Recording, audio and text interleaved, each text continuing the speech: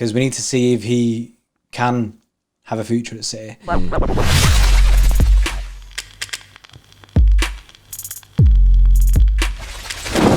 Yes, welcome to City Extra pre-game chat. I'm Jordan, below me is Lewis. If you haven't already, make sure you hit the subscribe button, click the notification bell to get notified every time that we go live. Today we're aiming for 100 likes, just helps other Blues find the channel and they can see our videos too.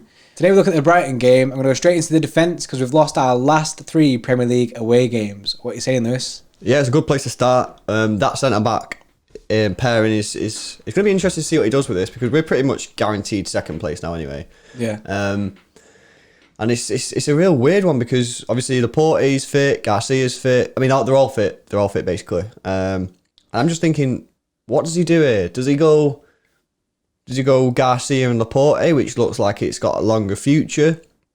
Does he put Stones back in again because out of him and Otamendi, he's the one who's most likely to stay? Or does he play Otamendi? I don't know. I don't know what he does. Like, it's a real weird one. Yeah, but obviously losing the last 3 Premier League away games in a row is really, really bad, obviously. Yeah. So we need to get a win. And one of the ways we can go about that is by keeping a clean sheet.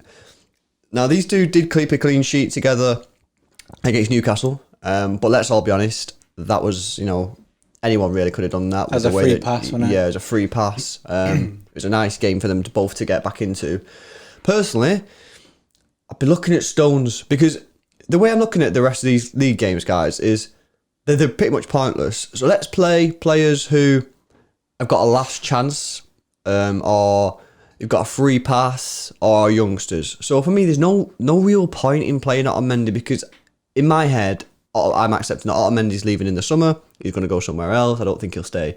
John Stones is on the borderline. Now, I don't know what you guys think. I don't know whether some of you think that he should stay. Some of you might be like, he's not even on the borderline. We've got to sell him. I don't know. For me, I'm on the borderline because I know there's a good player in there. And I'm just thinking, play him now until the end of the season in these last 4 games, Premier League games, and just see if he can get a rhythm going. See if we can find the real John Stones in there because there is a player in there, isn't there? Yeah, I agree 100%. I don't, like you said, I don't really see the point in playing Otamendi because I have the same feeling as you that I think that Otamendi will leave at the end of the season.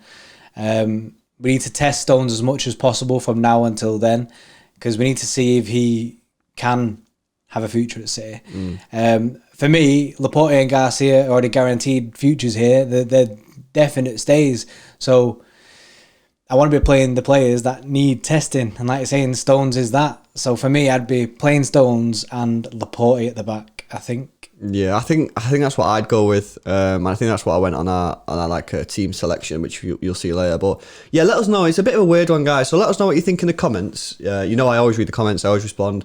So let us know what you think. What would your centre-back pairing be? And does John Stones or Otamendi get another chance? Or are you sort of just get rid of him? I don't know. For me, I think you're the same, aren't you? Are we sort of giving John Stones a little bit more leeway? Yeah, there's more leeway than like they say like Otamendi. Plus he's younger.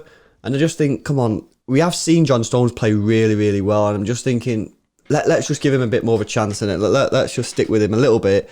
And if he carries on making mistakes or he gets injured and his injury record continues to just be woeful, then fair enough. But for me, I'm just on the edge. I'm not quite yet made a decision on whether to let him go or stay. Yeah. Right, next one. I wanted to talk about Pep and these last 4 games. And we've sort of just alluded to a little bit there in the fact that these games now are pretty much, irrelevant. It's basically for fitness. And I'm just thinking, could Pep use these last 4 games as sort of trials, as sort of to test his formations, to test the 2 holding midfielders again? Because let's be honest now, these last 4 games are pointless. We're going into FA Cup against Arsenal. And then we've got obviously the Champions League games coming up, obviously if we beat Real Madrid, etc. So I'm just thinking, could we end up seeing sort of a few defeats, maybe a few draws and some ugly performances as Pep maybe tries to experiment with the team? Yeah, I'm with you on that because this whole, the rest of the campaign now is just prep for the games that matter. So prep for the FA Cup and prep for Champions League. So it'd be wise for Pep to use these games to play either youth players to see who can make it into the team and if they can be utilised. Also give them a bit more experience. And like say, trialing like the different formations. Like we've seen Pep go sometimes 2 strikers up top and 5 at the back. Obviously, I know Aguero's injured now, but we've seen him trial different things, and now is the perfect time for him to pretty much go all out, see what works, see what doesn't work. I think we'll see a lot more of the 2 holding midfielders, like you said, because I feel like we'll see that used in the Champions League, and now's the time to test because we're not going to have any games other than what matter. And with the Champions League as well, going down to one tie, the one leg, it's pretty much all or nothing in them. So we need to make sure we get our tactics right. It's one go and that's it. And it's the same with the FA Cup really as well. The FA Cup is obviously there with their 1 matches, aren't they? Yeah, could you argue as well, if you flip that, because that's what I think could end up happening. I think Pep could end up just changing the team, and it might get a bit ugly because, you know, they're not fluid in their positions and they're all playing different formations and stuff. So that could happen. But could you flip that and say, well, on the other hand, could you actually just nail down one formation, one starting 11 and just play that now? Because, you know, games are starting to end now. You know, there's only 4 games left in the Prem. Then after the Prem, you obviously got the FA Cup, and then after that, it is literally just the Champions League. So could you flip that and on the argument and say, well, actually, he could just play one formation and pretty much stay with the starting 11 now until the end of the season, being even including the Champions League, because he wants the players to know their positions, know the formations, and know where they should be on the pitch. I mean, that is a good counter argument. That could easily happen, couldn't it? Yeah, that's a complete viable shout. Consistency is key. So for him to keep with the players and keep going with the same like formation, same tactics every single time, the players will only get more used to it and get better at it. So I think we're either going to see like the first option or the second option. It'll either be one of the two. And then I think the way I'll judge it is if we start seeing like, let's say the next game against Brighton, if we see that game as there isn't that many changes, it's more like the same team that we've been seeing for the past few weeks, I'll kind of see like, I think he will stick with that kind of same style for the rest of the season. Yeah. So basically what we're telling you guys is we have no idea what's happening. Yeah. It's Pep ball. You can't that's it. You can't predict this. Nobody knows.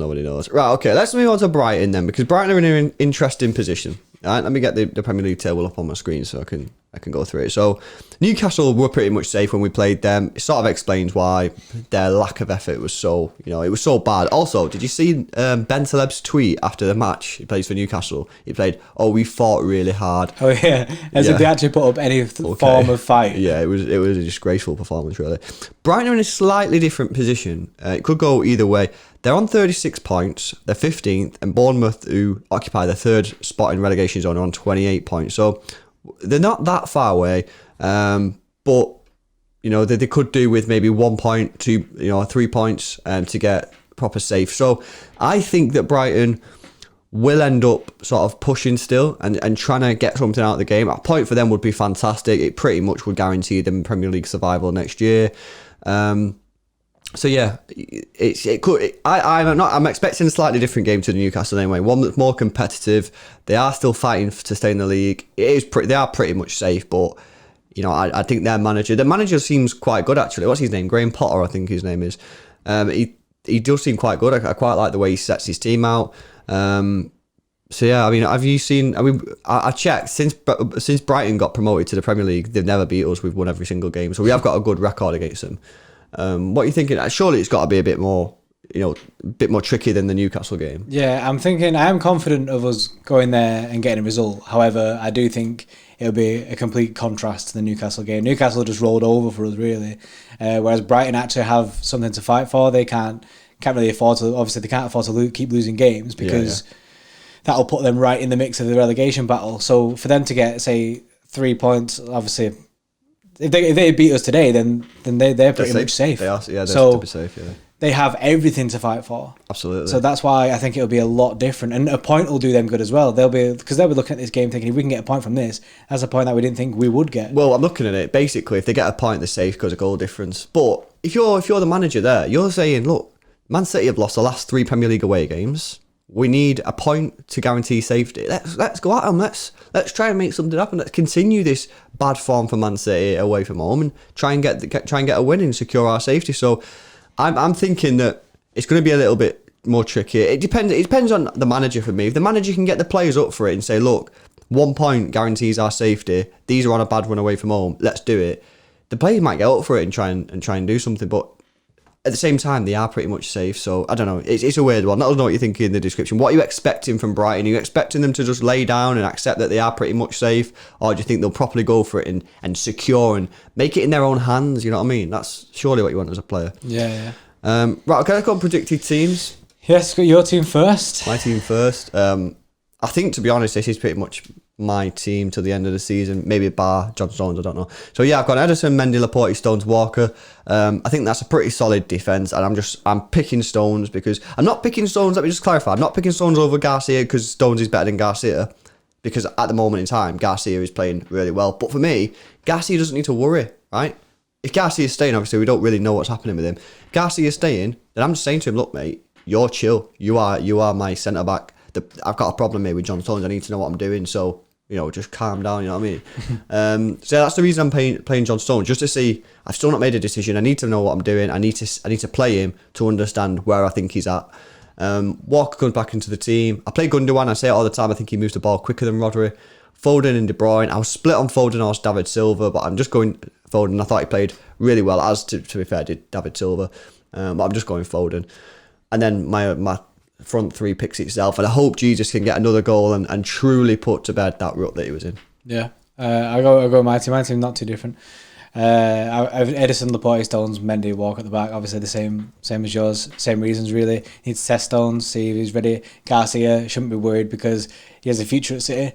I've got Rodri centre defensive mid. I always seem to go Rodri. Maybe a bit more physical. I don't know why.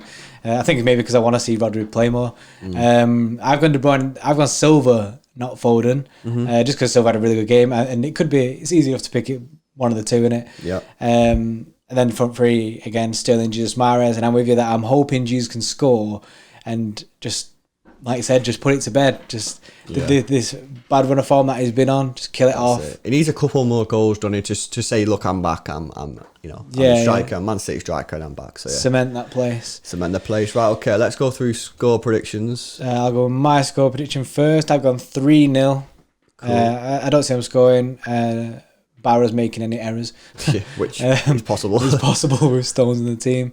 Yeah. But yeah, I'm hoping Stones will stay strong in it. Yeah.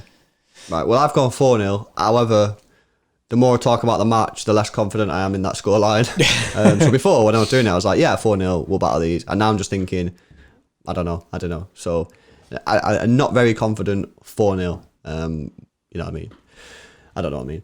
Right, okay, let's... I'm ramming it down your throats, guys. The competition giveaway, why would you not enter it? It's a free shirt, and it ends in like a week, the competition. As soon as we get the shirt, the competition's over. All you have to do is make sure you subscribe to the channel, hit that notification bell, and go to the intro video, which is in the description, and comment anything you like.